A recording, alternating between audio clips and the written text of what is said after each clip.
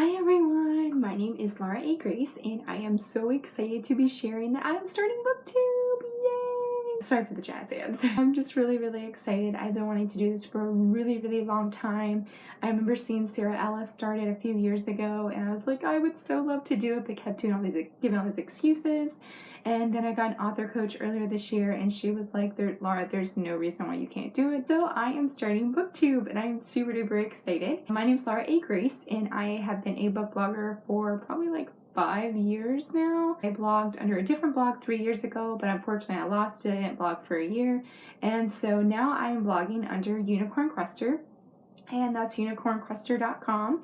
It's a brand new website, just got it like 2 weeks ago, I think. I have this basically thrilling obsession with just supporting authors. Like, that is my thing. I am so passionate for it, and I love just encouraging them, being there for them, just spreading all the book love, which is part of why I'm starting BookTube. I've been doing blog tours and it sort of started as just a thing. It was really fun to do and it still is. I still love doing blog tours and throwing virtual book parties. I thought I would share 25 bookish facts about me. So I guess diving right into all these bookish facts. My first one is I used to be a huge historical book nerd. Like, that was all I ever read. I loved historical romance and I hardly ever read fantasy, ever. Bookish fact number 2, Elisabeth Stengel's book Heartless was actually the first book that I consciously remember picking up, and as my first fantasy read, I got it for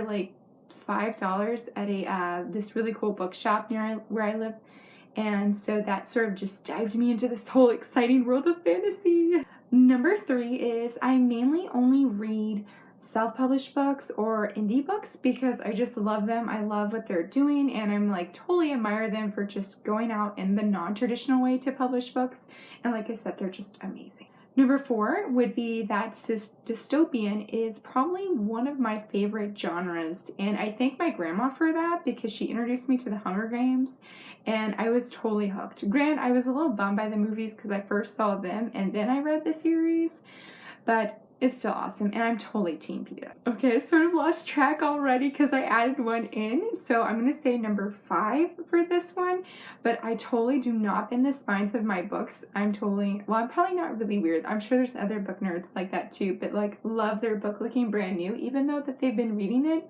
So yeah, that's probably, my family's all calls me weird about that, but I just want them to look all nice and pretty. With that, I do not dog ear my pages. My sister came to the beach with us and I was like, oh my goodness, she dog ears her book. I'm like, poor book, and I picked it up and tried to flatten it out from the creases.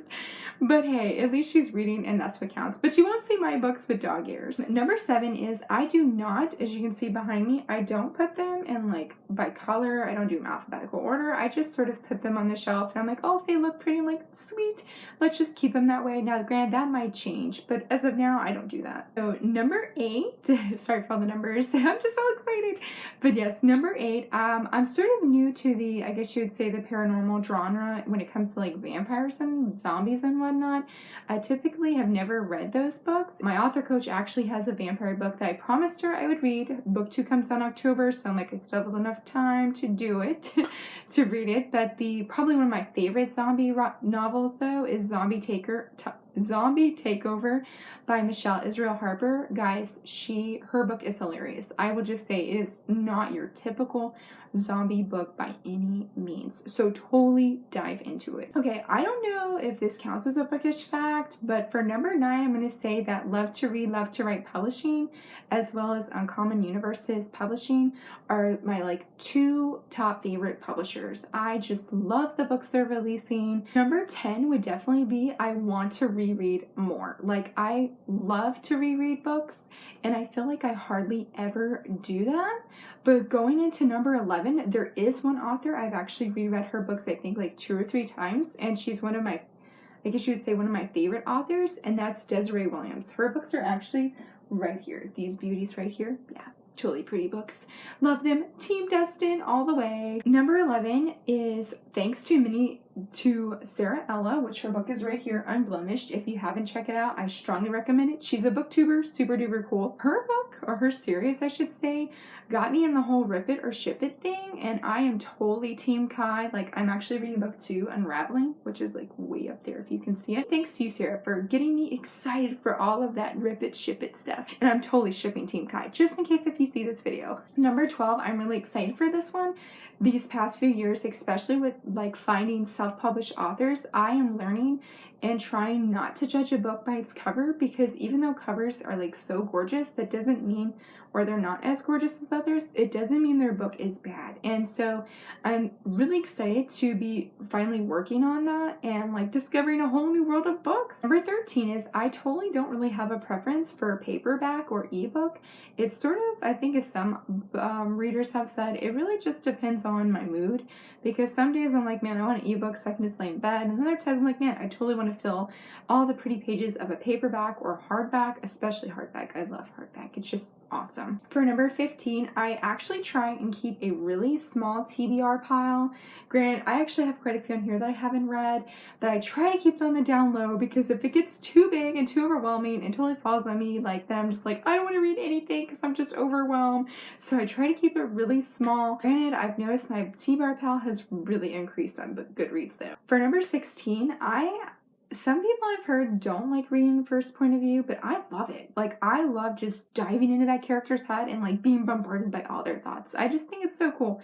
Granted, third point of view is cool too, but I just love first point of view. For number 17, reading in bed is probably my favorite place to read. Yeah. Boom. For number 18, another bookish fact about me is I love collecting book swag. I actually have a whole bunch. Like right up here is Audrey from Julia Hall's Life After series. Totally beastie series. You should totally check it out. Just saying. I love collecting just cool book swag. And those are actually my first character cards I've ever collected, and I totally love them. They're so pretty.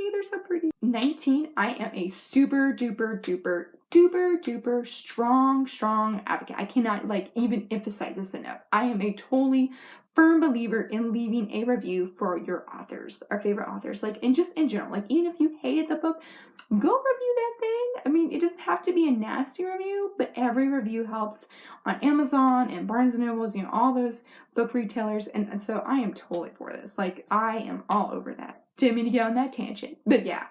Go leave a review because it's awesome. For number 20, I'm really excited to be discovering more books about mermaids. Like, I sort of feel like, where have they been? I know they've been there.